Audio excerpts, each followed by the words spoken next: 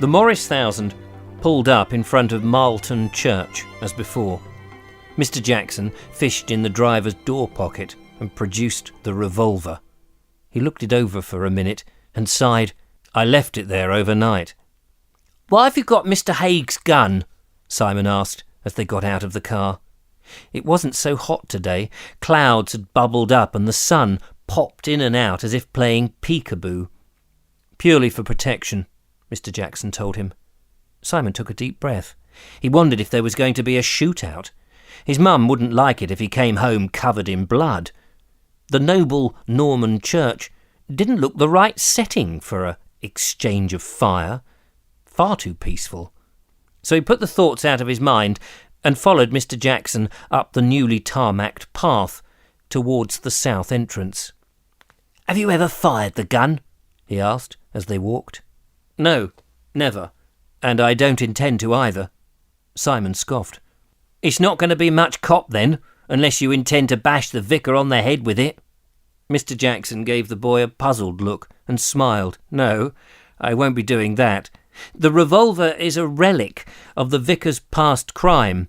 Having something belonging to him from his past life, like a watch, a signet ring, or even a gun, is disarming." "How do you mean?"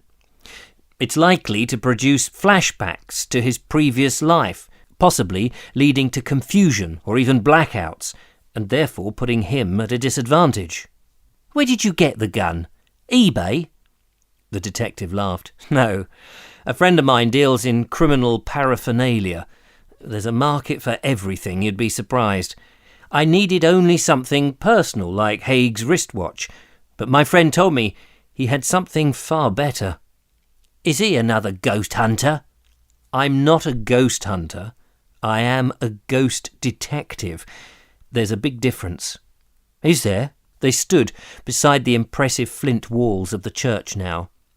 "My job is to explore crimes of the paranormal. There are groups and societies that seek out ghostly sightings purely for the fun of it.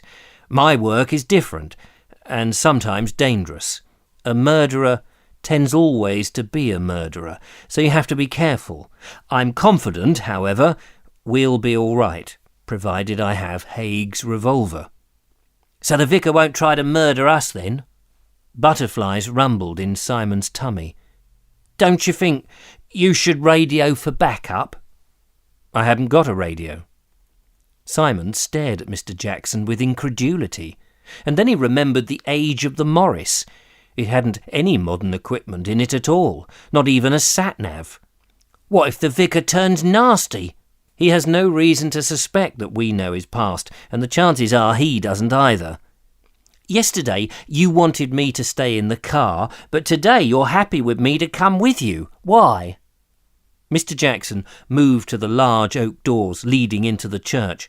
He glanced round and spotted a woman bending over a grave, arranging flowers a few metres away, but out of earshot. "Yesterday I wanted to see the vicar, not talk to him, but look at his face.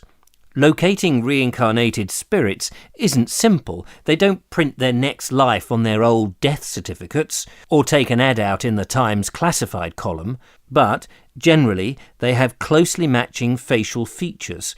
So provided I could see his face, I could recognise him." "Is that why you've got all those photos on your wall?" "Yes. Yesterday I was following a lead. A colleague of mine from another unit working in the north of England tipped me off. He advised me that a man matching Haigh's description had just moved here. I came to check it out." "Oh." Mr Jackson continued, "I'm convinced the vicar is who I believe him to be, which is why you had better stay close to me." "He knew my name. How did he know that? I didn't tell him." Mr Jackson appeared surprised by that. "Did he? He called you Simon?" "Yeah, when he came over to the car. He said it was nice talking to me and used my name, just like that." "And you've never met him before?" "No." "Do you go to church locally?" "Don't be daft. I don't go to church." OK, well, I don't think it's significant at the moment." Simon looked at the many gravestones and asked, "Are you sure he won't try to murder us?" As I said, he probably doesn't know he is the living ghost of the acid bath murderer, but we shall be careful. Once a murderer, always a murderer. Ghosts come back to kill again, and that's why we're here, to stop him. Simon sniffed.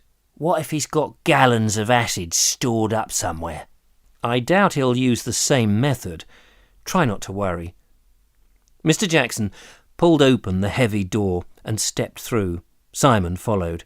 The butterflies had stout boots on now and were stomping about, but he would rather stay with the detective than be left outside. The gravestones had begun to spook him. The church was far cooler on the inside, despite the sunlight streaming through the large arched windows lining the walls. At the far end of the nave, with all the rows and pews and the font, an even larger window, made from small panes of stained glass, filtered the sun like a rainbow. Simon hadn't been in a church for ages. The last time was a couple of years ago at Christmas. It had been a cold winter's night, and he went with his family to watch a boring choir sing carols at Brampton's parish church. It had been warm and friendly. Marlton's church, on the other hand, was cold and less welcoming, like a morgue. If people came back from the dead, a church seemed the most suitable place for lonely spirits to wander around. Simon's footsteps echoed off the stone walls, adding to the sense of foreboding. Churches were creepy places, he concluded. On the left, in a square recessed area, ropes dangled from holes in the ceiling. The bell tower was above them. Simon had the urge to pull a rope and set the bells ringing, but he guessed that probably wasn't allowed. They walked down the centre aisle towards the altar with its large golden cross. Over on the right, a short staircase led up a carved timber platform, the pulpit. Resting on a lectern was the biggest Bible Simon had ever seen. Simon thought the pulpit an ideal place for the vicar to stand and fire his gun. If he wanted to kill someone, he'd get a clear shot of everyone sitting on the pews from there. At the end of the aisle, on one side of the altar, a door led to an office. Mr. Jackson crossed to it and tried the handle, but the door was locked. The detective murmured, lost in thought. Has he gone? He's probably out on his rounds, visiting his parishioners. His what? His flock, the loyal folk that come to the church every week, Mr. Jackson explained. Or maybe he's out killing them, Simon said in a loud voice, the words bouncing back off the walls, and he hoped that no one outside the church had heard them. Mr. Jackson was frowning. Let's hope he's not doing that.